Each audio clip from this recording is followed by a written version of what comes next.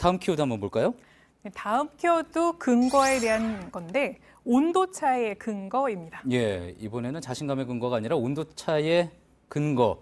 민주당 서영교 의원과 손혜원 의원 모습이군요. 어떤 온도차 이야기하는 겁니까? 네, 한국당이 두 의원에 대한 공격의 공세 정도가 온도차가 있는 거 아니냐 이런 지적이 나오고 있는 겁니다. 아, 예. 자, 지금 보면은 손혜원 의원을 향한 공세는 뭐 연일 거세지고 있잖아요. 맞습니다. 여당을 넘어서 이제는 청와대를 향하고 있는 상태입니다. 대통령의 사과 요구까지 한 상태고요. 또 토요일인 오늘도 논평을 냈습니다. 논평 예. 가져봤는데 보시는 것처럼 초권력형 비리다라고 하면서 엄정한 처벌이 필요하다 이런 내용으로 냈고요. 예. 이뿐만 아니라 한국당은 현재까지 윤리위에 징계안을 제소한 상태는 물론이고 또 내일은 손혜원 랜드게이트 진상조사 TF 회의를 열기로 했습니다. 예.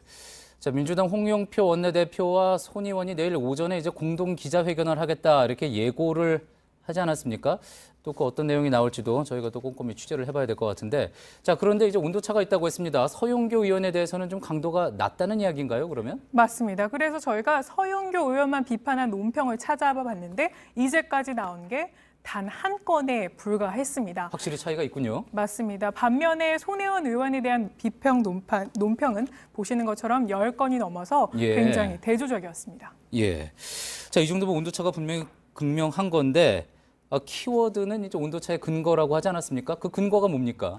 일단 민주당은 서영교 의원에 대해서는 원내 수석 부대표라는 당직을 사퇴시켰습니다. 그런데 이는 서 의원 본인의 의사를 받아들인 것뿐이고요. 민주당은 두 의원에 대해 모두에게 현재까지는 징계하지 않겠다 이런 입장입니다. 결국에 이 같은 온도차는 결국 서 의원이 받고 있는 재판 청탁 의혹 관련해서 여당뿐만 아니라 야당도 자유롭지 않기 때문 아니냐 이런 지적이 나오고 있는 겁니다. 예, 그러니까 이제 한국당에서도 몇 명의 전현직 의원들이 서 의원과 비슷한 혹은 또 같은 의혹을 받고 있으니 서 의원을 공격하면 이게 부메랑이 돼서 돌아올 수 있다. 뭐 이런 분석이 나온다는 이야기군요. 맞습니다. 지금 여당에서는 서 의원 외에도 유동수 의원과 전병헌 전 의원이 또 한국당에서는 홍혜표 의원뿐만 아니라 노철래 이군현 전 의원이 이 같은 의혹으로 공소장에 이름을 올린 상태입니다. 예, 이런 일이 뭐 여야 막론하고 계속 의혹이 제기되다 보니 원래 이제 국회에는 한 명씩 판사를 파견하지 않습니까? 그 파견 판사도 이제 더 이상 받지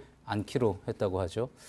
계속 좀 지켜볼 일인 것 같습니다. 잘 들었습니다. 비하인드 뉴스 안지현 기자였습니다.